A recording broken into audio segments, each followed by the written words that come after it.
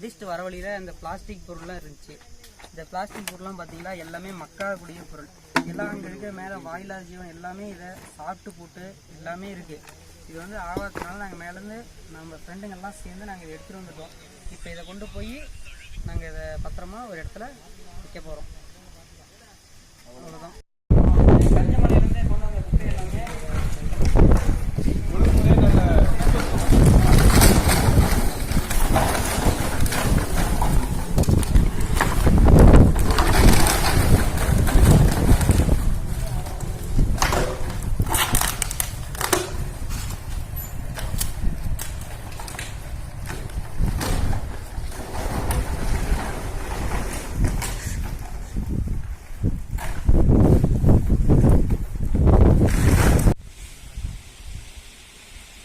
நண்பர்களே, விதைகள்லாம் வெற்றிகரமாக தூவிட்டோம். அடுத்தது